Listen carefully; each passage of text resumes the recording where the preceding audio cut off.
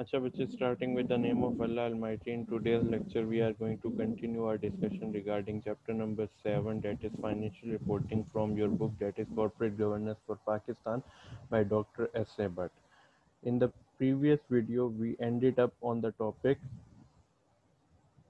that is investors interest in financial statement, यानी financial statement में investors का क्या इंटरेस्ट है। आज हम कुछ की इश्यूज डिस्कस करेंगे, जिसके बाद हम बहुत सारे फैक्टर्स को समझेंगे कि फाइनेंशियल स्टेटमेंट्स जब कंपनी इशू करने लग रही होती है उसके दिमाग में क्या क्या फैक्टर्स होते हैं। पहला क्वेश्चन है कि why would management want its in statements to be untrue, यानी वो कौन से ऐसे सर्कमस्टांसेस होते हैं जिसमें management itself is willing to show the untrue data to the investors.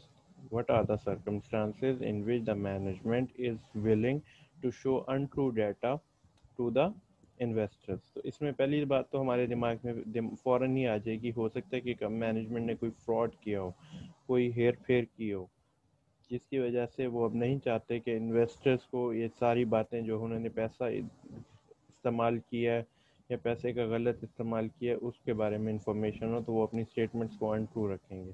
दूसरी बात क्या हो सकती है कि कोई प्रोजेक्ट गलत डिसाइड कर लिया था कि इन्वेस्टर्स के सारा पैसा डूबा पड़ा है या बहुत ज़्यादा नुकसान हुआ पड़ा है।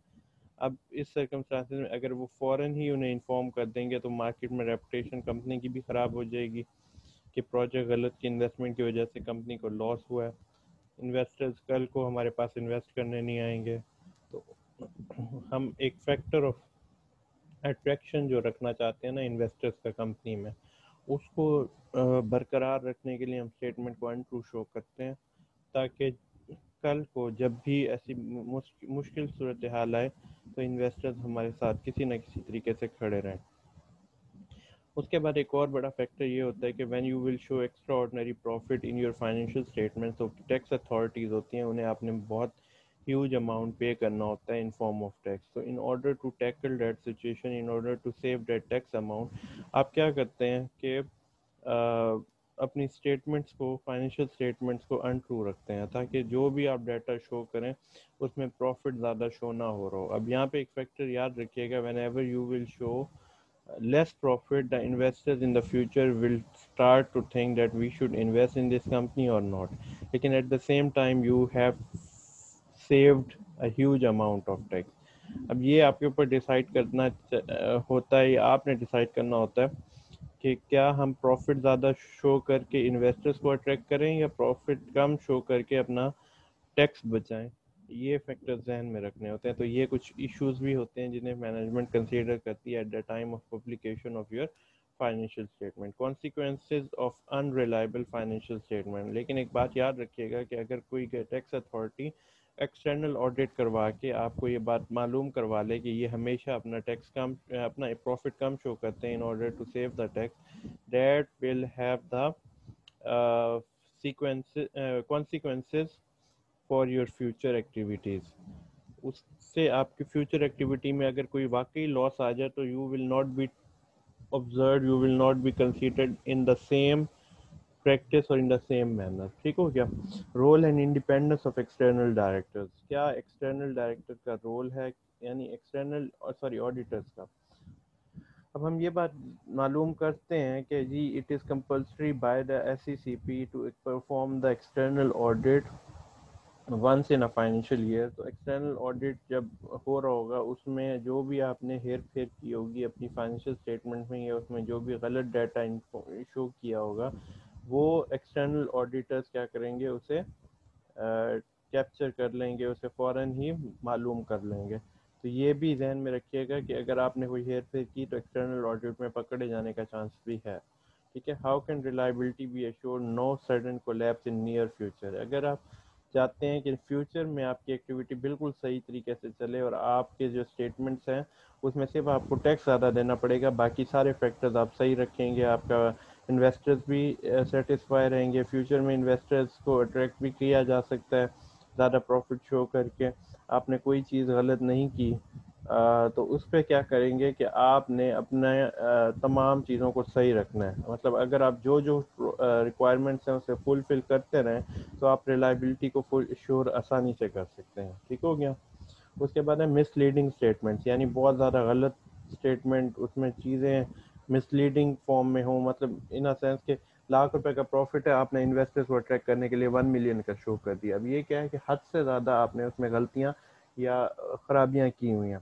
तो मिसलीडिंग स्टेटमेंट्स में क्या होता है, deliberate false picture of the company, कि आप कंपनी की गलत पिक्चर बना रहे होते हैं। एक इन्वेस्टर जो सोच के आता है कि कंपनी 1 मिलियन कमा रही है, वो सिर्फ 1 लाख कमा रही होती है, या जो नुकसान आप शो कर रहे होते हैं वो कंपनी का सिर्फ टैक्स सेविंग नहीं कर रहा होता, वो इन्वेस्टर्स को भी, फ्यूचर के इन्वेस्टर्स को भी आपको गुड बाय कह रहे होते हैं कि नहीं, हम इस कंपनी में पार्ट नहीं बनते क्योंकि इन्होंने, इनका बहुत ज़्यादा लॉस है, जबकि असल में लॉस हुआ ही नहीं होता। आपने स्टेटमेंट में गलत क्रिएट करते हैं कि लॉस शो कर दो ताकि हमें टैक्स ना पे करना पड़े। इम्प्रॉपर अकाउंटिंग पॉलिसीज, अब यहाँ पे क्या होता है कि accounting policies matters the lot. Revenue and expense recognition, as you have the idea that revenue and expense should be record, जो हमारा मैचिंग प्रिंसिपल है वो क्या कहता है, मैचिंग प्रिंसिपल कहता है कि रेवेन्यू और एक्सपेंसेस को should be recorded in the same year in which they will occur, यानी जिस साल में प्रॉफिट और लॉस अकर होगा उसी साल में उन्हें रिकॉर्ड करना चाहिए। अगर आप ऐसी चीज़ें नहीं करते तो फिर वो मिसलीडिंग स्टेटमेंट की तरफ मूव कर रहा होता है। Capital and revenue expenditure, what are the activity, what were the expenditure you made for the capital purpose, यानी जो इंफ्रास्ट्रक्चर के ऊपर आपने इन्वेस्टमेंट किया वो आपका वो क्या है। या जो रेवेन्यू में क्या हो गया कि जो आपने अपनी बिजनेस एक्टिविटीज़ को फ्लरिश करने के लिए परफॉर्म किए हैं, इन्वेस्टमेंट किया है, एक्सपेंडिचर किया है, वो क्या है। वहाँ पे भी कभी कभी बंदा मतलब गलतियाँ कर जाता है, बहुत ज़्यादा इंफ्रास्ट्रक्चर में इंक्रीज शो कर देता है, जिसके बाद जो एक्चुअल फिगर होती है, एक्चुअल पिक्चर होती है, वो इंटायरली डिफरेंट होती है। ठीक हो गया। Income and liability distinction, income और लाइबिलिटी डिस्टिंक्शन में यह है कि कंपनी की लाख रुपए की इनकम तो शो कर दी लेकिन 80,000 की लाइबिलिटी है, तो अक्सर असल में कंपनी को प्रॉफिट सिर्फ 20,000 का हुआ है, but you showed 1 lakh as your profit and you ignore the factor of liability. तो जब लाइबिलिटी के फैक्टर को आप इग्नोर करेंगे, या आप जो क्या कहते हैं, इन चीज़ों को प्रॉपर वे में नहीं लेके चलेंगे, in as long as the accounting is concern. Accounting का मतलब क्या है, you have to record your transaction. Accounting means that you will have to create a proper record of your transaction. अब इधर सारी चीज़ें, revenue, expense, capital and revenue, income and liability, अगर इसे आप प्रॉपर वे में रिकॉर्ड नहीं करेंगे तो debt factor will not be good for your company in the near future. Creating complexities in financial statement, जानबूझ के चीज़ों को मुश्किल करके बताना ताकि किसी को समझ न आए। अब ये ऐसी होती हैं, इसे मिसलीडिंग इन स्टेटमेंट्स कहते हैं, यानी जो बात आप आसानी से आसान लफ्ज़ों में बयान कर सकते हैं उसे आप बहुत रॉकेट साइंस बना के इस्तेमाल करें ताकि जी हम क्या कहते हैं, टैक्स अथॉरिटीज़ को किसी तरीके से कंफ्यूज कर सकें। ये चीज़ें आप टैक्स अथॉरिटीज़ को तो कंफ्यूज कर रहे हैं, at the same time your investors will not find it feasible or fruitful to invest in your company because they will find it very much complex to invest in your company। कहेंगे बहुत ज़्यादा complexities हैं इस company में, बहुत ज़्यादा पेचीदगी है, revenue कुछ है, रिजर्व की अमाउंट में कुछ अमाउंट लाइबिलिटी का है जो इन्होंने पे करना है, डिविडेंड पिछले साल का रुका हुआ है वो अभी तक पे नहीं किया, प्रेफर्ड स्टॉक डिविडेंड जो है ना, कम प्रेफर्ड स्टॉक डिविडेंड इन्होंने पे नहीं किया। ये तमाम फैक्टर्स क्या करते हैं, ये प्रॉब्लम क्रिएट करते हैं कंपनी के लिए इन द फ्यूचर। तो फाइनेंशियल स्टेटमेंट्स में इन चीज़ों का आपने ख्याल रखना होता है कि क्या ये तमाम फैक्टर्स जिसमें जो आपके कॉम्प्लेक्सिटीज़ हैं इन्हें ख़त्म किया गया है। हमने जैसे पहले भी एक बार डिस्कस किया था कि फाइनेंशियल स्टेटमेंट्स को उर्दू में भी आप इशू करते हैं, उसमें क्या रीजंस अब बन गई हैं कि क्योंकि investors are illiterate and they find it easy to study the financial statement in Urdu, तो वो क्या कहते हैं कि इसे उर्दू में जब तक आप इशू नहीं करेंगे तो आप स्टेटमेंट इशू नहीं कर सकते। उसकी रीज़न यही है कि इन्वेस्टर्स के लिए आसान कर देना है ताकि वो चीज़ों को आसानी से समझ सकें। उसके बाद है केस 1, डेलिब्रेट फॉल्स पिक्चर। अब यहाँ पे एक बात उन्होंने एग्जाम्पल के तौर पे बताई हुई है, उन्होंने वो ये कहते हैं कि A Limited wishes to show a higher profit. It can overvalue its closing stock, not make expense accruals, not make various provision, उसमें फिर bad debt obligations, book false gain through sales purchase back. अब यहाँ पे क्या होता है कि आप बहुत सारी चीज़ों को गलत शो कर रहे हैं, यानी जो एक्चुअली हैं नहीं लेकिन आप शो कर रहे हैं।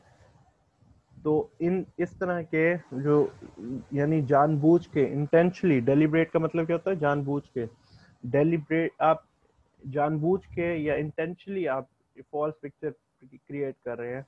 अब एक कंपनी ने अपनी जानबूझ के गलत पिक्चर किस फॉर्म में क्रिएट की है कि over value it's closing stock. आपका क्लोजिंग स्टॉक था लाख रुपए का, आपने 2 लाख का शो किया कि ज्यादा शो हो, इक्विटी ज्यादा शो हो।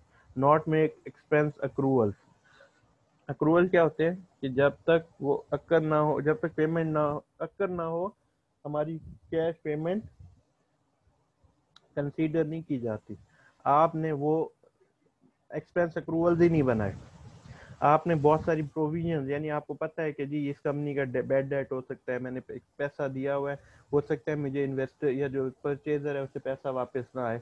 आपको चाहिए आप उसके लिए प्रोविजंस बनाएं कि जी ये पैसा है, इतना पैसा इन्वेस्ट किया है, इस मेरे पैसा ना आए, मेरे पैसे में इन्वेस्टमेंट ना हो, यानी जो है ना अंदाज़ा लगाना। Provisions are very much important for your activity, for your receivables activity. यानी मैंने कहा ना मेरा 1 लाख रुपए आना है, तो आप बैड डेट भी क्रिएट कर लें, बैड डेट प्रोविजन भी क्रिएट कर लें, कि अलाउंस क्रिएट करें। अलाउंसेस फॉर बैड डेट का कॉन्सेप्ट जो है कि लाख रुपए में से 40,000 is an amount that is expected to not be received by the company. मुझे उम्मीद है कि 60,000 रुपए से पाएगा, बाकी 40,000 विल नॉट बी रिसीवेबल, क्योंकि हमने ऐसी पार्टी को सेल कर दी है जिसका पास रिकॉर्ड जो है वो अच्छा नहीं है, जो कम कस्टमर्स को पे नहीं कर रहे होते हैं, या अब उनकी हालत बहुत बुरी हो गई है।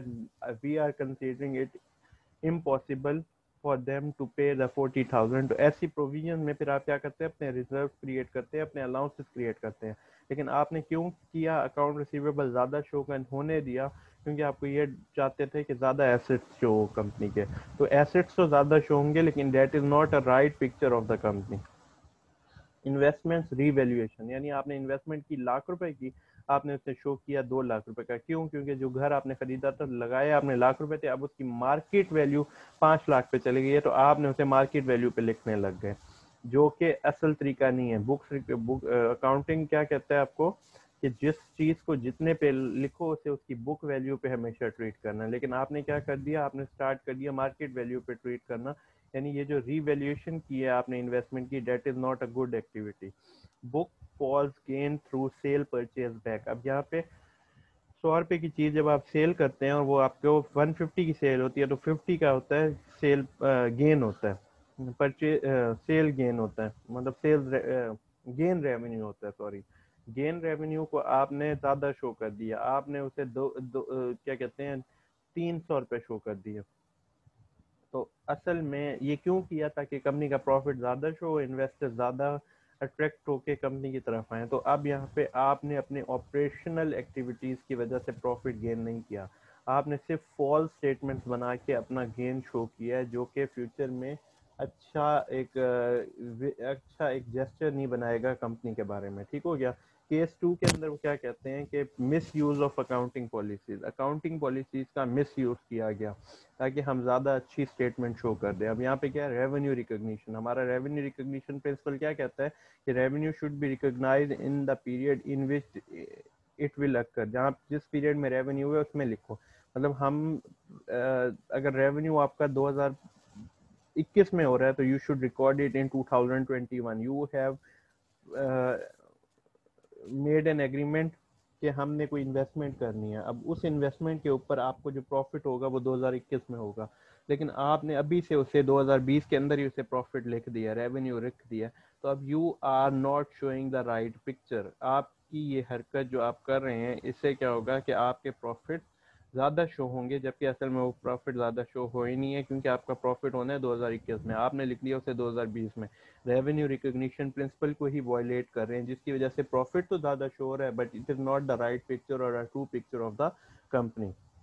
Book revenue before earning it to increase profit, यानी वो कहते हैं कि रेवेन्यू को बुक कर देना बिफोर अर्निंग, यानी आपने अभी अर्न नहीं किया, अर्निंग आपकी होनी है 2021 में, लेकिन आपने लिख पहले दिया। Defer revenue to reduce profit, यानी आपने इस साल प्रॉफिट हुआ है, आपने कहा नहीं ये अगले साल में लिखना है। मतलब 2000 आपने अगर प्रोजेक्ट शुरू किया है आज, जिसमें 2020 में भी कुछ रेवेन्यू होगा, 2021 में भी रेवेन्यू होगा, revenue principle, revenue recognition principle, sorry matching principle आपको क्या कहता है कि 2020 का प्रॉफिट 2020 में लिखें, 2021 का प्रॉफिट 2021 में लिखें। लेकिन क्योंकि आप चाह रहे हैं कि मैंने प्रॉफिट कम शो करना है ताकि मैं टैक्स अथॉरिटीज को कम टैक्स पे करूं, आपने 2020 का प्रॉफिट भी 2021 में लिख दिया। अब ये क्या रीज़न है कि ये क्या प्रोसेस है कि आपने अपने प्रॉफिट्स को कम शो किया ताकि टैक्स से बचा जाए, लेकिन you are not showing the right picture. Expense recognition, defer expenses to increase profit, आपका इस साल एक्सपेंसेस हुए हैं, आपने उसे अगले साल में लिख दिए हैं। क्यों? क्योंकि आप इस साल प्रॉफिट ज़्यादा शो करना चाह रहे हैं in order to attract the investors. तो आपने इन्वेस्टर्स को अट्रैक्ट तो कर लिया, लेकिन that is not showing the right picture. Matching principle कह रहा था कि जिस साल जितना एक्सपेंस हो उसी साल में उसे रिकॉर्ड करें। तो आपने उस प्रिंसिपल को वायलेट किया, आपने उसके हिसाब से काम नहीं किया। Make unreal provision to reduce profit, यानी आपने जो बैड डेट एक्सपेंस है आपका कंपनी का, फॉर एग्जांपल उस बैड डेट एक्सपेंस को एक्स्ट्रा ऑर्डनरी लिख दिया है। क्यों? क्योंकि ताकि आप चाहते हैं कि अगर मैं एक्सपेंस ज़्यादा शो करूंगा तो प्रॉफिट कम होगा, जब प्रॉफिट कम होगा तो मुझे टैक्स अथॉरिटीज़ को कम टैक्स पे करना पड़ेगा। तो इस बात के पेश नज़र आप क्या करते हैं, अपने प्रॉफिट्स को मतलब कंपनी की एग्जैक्ट पिक्चर को क्रिएट नहीं कर रहे होते, आप कंपनी को एग्जैक्ट डाटा नहीं बता रहे होते, आप कंपनी के अंदर ट्रू स्टेटमेंट को सामने नहीं लेके आ रहे होते। ठीक हो गया? केस 3, प्लेइंग विद डेबिट्स, यानी डेबिट में क्या आपकी जो है ना, आप हमेशा याद रखिएगा डेबिट में आपके एसेट्स आते हैं, आपके लॉसेस आते हैं, आपके विड्रॉल्स आते हैं, आपके एक्सपेंसेस आते हैं। ठीक है? Sorry, assets, loss, expenses and withdrawals, ये तमाम एक्टिविटीज़ बढ़ने पे क्या होती हैं, डेबिट पे जाती हैं। उसके बाद आपकी लाइबिलिटीज़, आपकी इक्विटी, आपके रेवेन्यूज, आपके इक्विटी, कैपिटल, जब ये कम होते हैं तो ये डेबिट साइड पे जाते हैं। ये बातें आपको वैसे ही पता है। अब इनके साथ क्या खेलना, क्या show higher profit by capitalising normal revenue expense treating them as assets. अब आपने रेवेन्यू को क्या किया, आपने एसेट्स में लिख दिया। रेवेन्यू कभी भी एसेट्स नहीं बन सकते, मतलब revenue itself is an equity, part of equity, लेकिन आप उसे एसेट का पार्ट बना के उसे ज़्यादा शो करने की कोशिश करें तो आप एसेट्स को बढ़ा रहे हैं। एसेट बढ़ने पे कहाँ पे चला जाएगा, डेबिट साइड पे चलेगा। That is not the right activity. Deferring start of depreciation और इंटरेस्ट एक्सपेंसेस, यानी आपका जो डेप्रिसिएशन और इंटरेस्ट के एक्सपेंसेस हैं आप उसे डेफर कर रहे हैं। डेफर करने का मतलब क्या होता है कि you are transferring it to the next period. तो ये क्या है, जिससे आपका क्या होगा, एक्सपेंस क्या होगा, कम शो होगा। जब आप एक्सपेंस अभी लिखेंगे तो एक्सपेंस के बढ़ने पे वो कहाँ पे जाता है, डेबिट साइड पे। लेकिन when you are deferring that expense, it mean you are not debiting that expense activity, तो आपकी डेबिट साइड क्या हो जाएगी, कम शो हो रही होगी। Show lower profits by expensing the capital cost, यानी आपने बहुत सारी चीज़ों को एज अ कैपिटल कंसीडर करने लग गए हैं, उसके ऊपर आपने कॉस्ट इन्वेस्टमेंट की फॉर्म में पैसे को इन्वेस्ट कर दिया, जिससे आपके प्रॉफिट्स कम हो गए। या जो आपका रेवेन्यू है, जिससे हम कहते हैं कि रेवेन्यू में से बहुत सारी अमाउंट आप ना किसी दूसरे पर्पजेस के लिए इस्तेमाल करने लग जाते हैं ताकि जो प्रॉफिट की सेल्फ एक फाइनल फिगर क्रिएट हो वो कम शो हो। जब वो कम शो होगी तो मुझे कम टैक्स पे करना पड़ेगा। तो ये you are not performing the right activity. आप अपने प्रॉफिट को कम शो करके उसे किसकी तरफ ट्रांसफर कर रहे हैं, डेबिट साइड की तरफ ट्रांसफर कर रहे हैं, और डेबिट साइड पे ट्रांसफर करने की वजह से आप टैक्स से तो बच जाएंगे, but that is not the right picture of the company. उसके बाद है playing with credits. Always remember कि whenever your assets, expenses, liability, expenses, losses and withdrawals, whenever they will decrease they will be in the credit side. At the same time, whenever your liabilities, uh, revenue and capital will increase, they will be in the credit side. अब आप credit से कैसे खेल रहे हैं, show higher profit by treating liabilities as income, यानी आपकी जो लाइबिलिटीज है उसे आप इनकम शो करने लग गए। हमने जैसे एक एग्जांपल डिस्कस की हुई है, हमने मतलब एक कॉन्सेप्ट हमने पढ़ा हुआ है अनअर्न रेवेन्यू का। अनअर्न रेवेन्यू के क्या होता है कि कोई बंदा आके हमें कैश दे जाता है 100 रुपीज़ और कहता है कि sir I will take the services from you in the future, मैं आपसे सर्विसेज फ्यूचर में लूंगा। तो जब तक हम उन्हें सर्विस नहीं देते, हमारा अकाउंटिंग रूल्स हमें क्या कहते हैं कि you are treating that amount as a liability, unearned revenue जिसे हम कहते हैं। लेकिन हमने क्या किया, हमने उसे रेवेन्यू की फॉर्म में लेने लगे क्योंकि पैसा आ गया, you still have not provided the services. तो आप उसे ज़्यादा लाइबिलिटी क्रेडिट साइड पे अमाउंट शो करना चाह रहे हैं कि रेवेन्यू बढ़ गया, So this sort of an activity may create the false picture of the company. And advance from client taxes may be credited to revenue. यही वाली बात कि आपने client से कोई चीज़ advance में ली है लेकिन आप उसे revenue consider कर रहे हैं. Itself it is not a revenue, it is a liability. A loan may be changed through SPV and treated as income. अब यहाँ पे एक बात याद रखिएगा कि जब भी आप कभी लोन लेते हैं तो आपने उसे लाइबिलिटी कंसीडर करना होता है. जब आपकी लाइबिलिटी इंक्रीज होती है तो आप उसे क्रेडिट साइड पे लिखते हैं. हाँ, उसे आप किस साइड पे लिखते हैं? डेबिट क्रेडिट साइड पे लिखते हैं. लेकिन आपने चैनल थ्रू एसपीवी. एसपीवी का कॉन्सेप्ट होता है स्पेशल पर्पस व्हीकल. अब यहाँ पे हमेशा याद रखिएगा कि आपने उस लोन को इसके खास पर्पस के लिए इस्तेमाल करने लग गए और उसी लोन को आपने किस फॉर्म में कन्वर्ट कर दिया. लोन हमेशा आपकी लाइबिलिटी है लेकिन आपने उसे इनकम की फॉर्म में लेके आ गए कि ये जो लोन के पैसे हैं हमने फलां जगह पे इन्वेस्ट किए हैं और वहां से हमारे लिए प्रॉफिट आएगा. तो वो प्रॉफिट तो आएगा लेकिन that is not a real profit. That amount of loan will always be treated as a liability. तो आपने उसे जब प्रॉफिट का शो किया तो आप प्रॉफिट ज्यादा शो करना चाह रहे हैं ताकि आप इन्वेस्टर्स को अट्रैक्ट कर सकें. That is not the right activity. आपको ऐसा नहीं करना चाहिए था. Show lower profit by treating revenue as a liability. दूसरी बात ये कि आपने जब वो इन्वेस्टर्स को प्रोवाइड कर दिया सर्विसेज, अब आप उस लाइबिलिटी को इनकम कंसीडर करना चाहिए लेकिन still you are not considering that amount as an income. जिसकी वजह से क्या होगा कि आपके प्रॉफिट ज़्यादा शो होंगे. जब आपके प्रॉफिट ज़्यादा शो होंगे, सॉरी आपके प्रॉफिट कम शो होंगे. जब आपके प्रॉफिट कम शो होंगे तो आपको टैक्सेस तो कम पे करने पड़ेंगे but at the same time that is not the right picture of the company. So inshallah we will continue our discussion in the next part. Till then, Allah Hafiz.